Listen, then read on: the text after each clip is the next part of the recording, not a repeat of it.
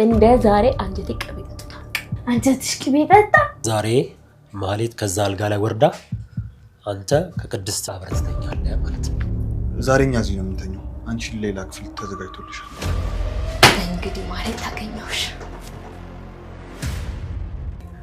ማን የመጣው እያልኩሽ ነው ማንንም እንዳልሆንሽና ተራሰው እንደሆንሽ ለአይምሮሽ ደጋግመሽ ንገር ሄሎዝና ሉላ ያለችበትን ልንገርህ ልሂድ ጋሽ አዎ የሰራሽ ስራ ልክ አይደለም ማለትም ማክበር ነበርብሽ ማክበር ቢቀር መታዘዝ ነበርብሽ ገባሽ ቅድስት በቃ እንደው ምን ልብስሽ ላምጣልሽ አንድ ሻንጣ ነው ያለሽ ወረወርሻለሁ ምን ጥቅምለሽ ትሄጃታለሽ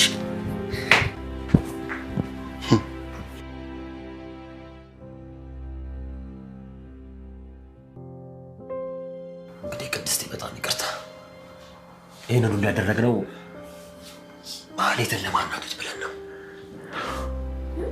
ብራውን ከነ ያደረግንሽ የምራችሁ ነው አዎ ቅድስት በጣም ተደሰተች ብሩክ ማህሌትን ዛሬ ላይ ልቧን ሰበራት ሰላም ውድ ቤተሰቦቼ ሰላማችሁ ብዝት ይበልልኝ እያልኩኝ እንደተለመደው በጉጉት እንጠብቅ የነበረው ምሳሌን ድራማ ይዤላችሁ መጥቻለሁ ተወዱታላችሁ ብዬ ተስፋ አደርጋለሁ ተወደዳችሁት ቪዲዮን ሼር ላይክ እያረጋችሁ አበረታቱኝ ስል በአክብሮት እጠይቃለሁ በትናንትናው ቪዲዮ ላይ እንግዲህ ሁላችንም ልባችንን ሰብሮን ነበረ ብሩክ ለቅድስት የተናገራት ንግግር ሁላችንንም አስቆጥቶን ነበረ ዛሬ ላይ ግን ፕራንክ ነው ሲሉ ሁላችንም ተደስተናል አይደለም ቅድስትን ሁላችንም ፕራንክ ሆነናል ማለት ነው በዚሁም አጋጣሚ መድብል ቅድስትን እኔ ሸኝሻለሁ ሲላት ማህሌት እኔ ነኝ የምሸኛት በማለት ልብሷን ለማምጣት ወደ ክፍል ሄዳም ነበረ ነገር ግን ይህ ውሸት እንደሆነ ለቅድስት ይነግሯታል ፕራንክ ነው ያደረግነሽ ይሄን የምናደርገው ማህሌትን ለማናደድ ነው በጣም ይቅርታ እንግዲህ ይሏታል ማህሌት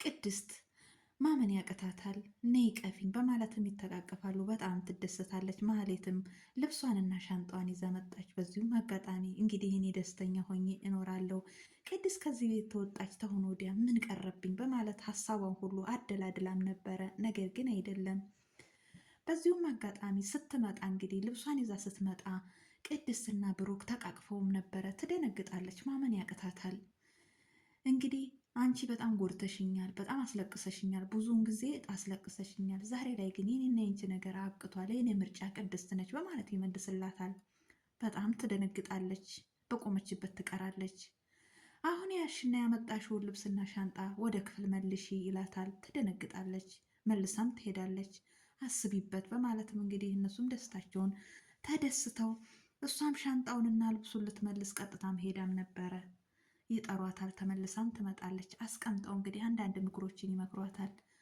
ታውን ወዲያ አንቺ መቼም ቢሆን ቅድስት እንድትናገሪያትም አንፈቅድም በፊት እሷ ሰራተኛ ነበረች አሁን ግን እኩል ናችሁ ተከባብራችሁ እንድትኖሩ በማለት አንዳንድ ነገሮችን ማስጠንቀቂያ ይሰጣታል በጣምም ተናዳ ስሜታዊ ሆና እሽም ትላለች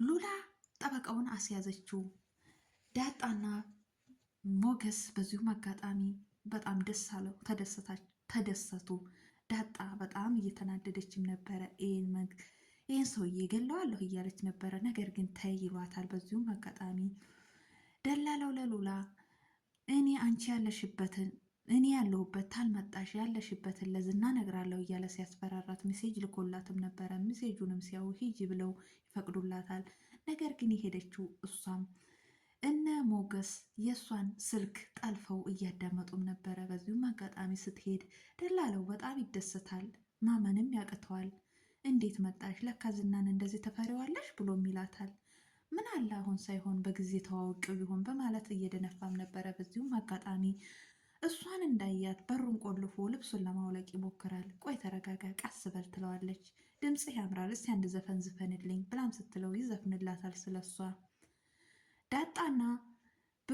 ዳጣና ሞገስ በር ላይ ቆመውም እያዳመጡም ነበረ ፖሊስም ሊመጣ እየተጠባበቀ ነው የጠበቃውን ሚስት እንድትመጣ ተቀጣጥረዋል ውርደቱ ዛሬ ይታያል ብለውም እያዩም ነበረ በዚሁም አጋጣሚ ዘፈኑን ዘፍኖላት ቀጥታ አሁንም ልብሱን ለማውጣት እየተሯሯጠም ነበረ በር ይንኳኳል በሩ ሲንኳኳ በጣም ይደነግጣል ማን ይዘሽ መተሽ ነው ማን ነው በሩን የሚያንኳኳው ብሎም ይላታል እኔ አላቅም ማን የሚያንኳኳው። ምናልባት የሆቴል ሰራተኞች ሊሆኑ ይችላሉ። ክፈት እናየው፣ ክፈተው ትለዋለች። ነገር ግን መክፈት ፈራ። በጣም ደነገጠ።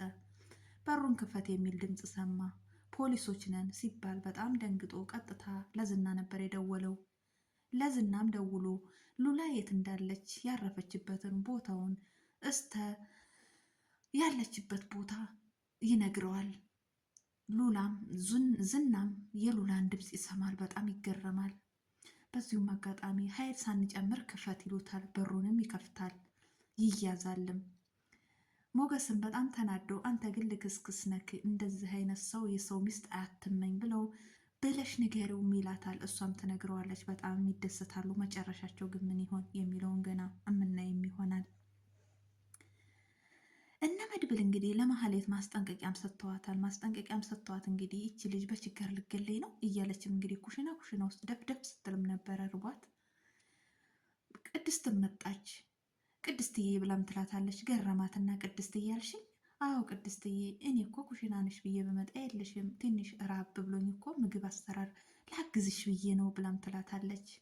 መኖሩን አለው ግን ሰርተሽ ብዬ ብላ ትላታለች። ግን ብንከባበር አይሻልም?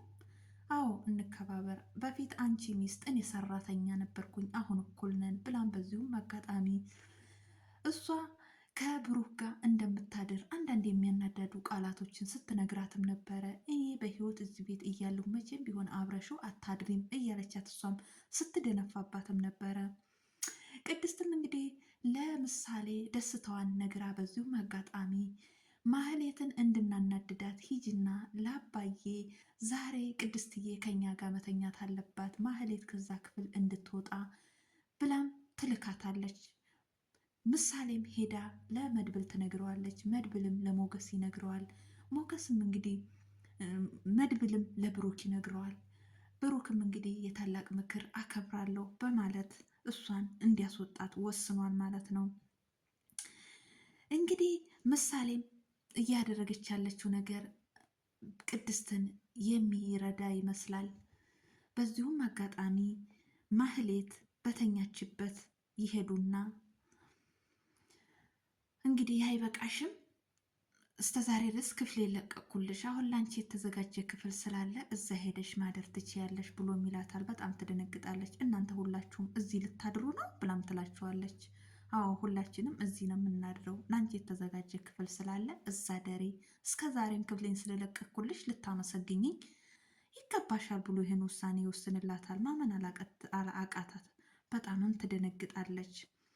በዚሁም አጋጣሚ ዝና ለማህሌት ደውሎላትም ነበረ። ግን አንቺ ምን አይነት መሀይም ነሽ? ምን እየሰራሽ ነው ብሎ አንዳንድ ነገሮችን ሲጠይቃትም ነበረ። እያወራችው እያለ ስራዬን እኮ እየሰራው ነው እያለች እያወራች እያለ ነገር ግን የምታወራውን ወሬ ብሩክ እየሰማትም ነበረ። ለማዳመጥ ወደ ብሩ ይሄዳል። እያዳመጣትም እያለ መሆኑን ስታረጋግጥ በኃይለ ቃል አንተ ግን ለምን አትተወኝም? ስለ እነ ብሩክ መልካምነት፣ ስለ እነ መድብል መልካምነት፣ እሷም ኑሮዋን መፈለግ በስርዓት እንደምትመራ ለምን አትተወኝም እያለች አንዳንድ ነገሮችን ኃይለ ቃሎችን ስትናገረውም ነበረ። ዝናም ተገርሞ ግን ይቺ ማነች? እኔ አላምንም፣ ማህሌት ነች እንዲህ የምታወራኝ እያለ እሱ ራሱ እየተነጋገረች ያለው ንግግር ለራሱ ግራ ጋብቶታል። በዚሁም አጋጣሚ ልክ ብሩክን ስታይ ነው እሷም እንደዚህ ያደረገችው። በስተመጨረሻም እንግዲህ ቀጥታ እነ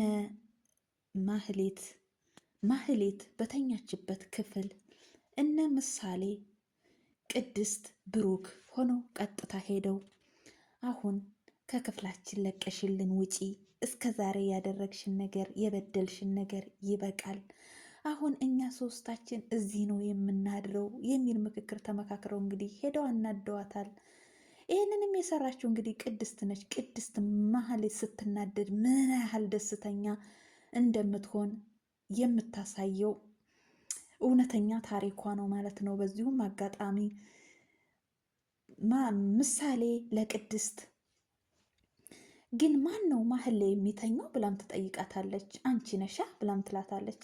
እኔ ልትደፈጭጩ ነው ደግሞ ብላም ትላታለች። አሁን ማህሌት እኛ ተኝተን ስትመጣ አንቺን በተኛሽበት ትደበድብሻለች ብላም ትላታለች። እኔ ምን እሰራለሁ እኔ በሱ ጨብጫለሁ ብላም ትላታለች። በዚሁም አጋጣሚ ግን ምንድነው ጭብጦ ጠብጫለሁ ነው ያለቻት። ግን ምንድነው ጭብጦ ብላ ትላታለች። አይ እንግዲህ ገና ይሄንን መፍታት አለብኝ፣ ለማንኛውም በቃ ምንም አይደለም በማለት ነገሩን ሸፈንፈን አርጋ አሳልፋ ህይወቷንና ደስታዋን በደስታ እንድትመራ ሞክራለች ማለት ነው። ማህሌትንም እዛ ቤት ያስቀመጧት እነ ዝና እስከሚያዙ ድረስ ነው። እነ ዝና ተተያዙ ማህሌትንም አውጥተው እንደሚወረውሯት ብሩክና መድብል እየተመካከሩም ነበረ። እሷ የምታስፈልገን አሁን እነ ዝና እስከሚያዙልን ድረስ ነው። እነሱ ከተያዙልን በኋላ እሷንም አውጥተን እንጥላታለን የሚል ምክርም እየተመካከሩም ነበረ።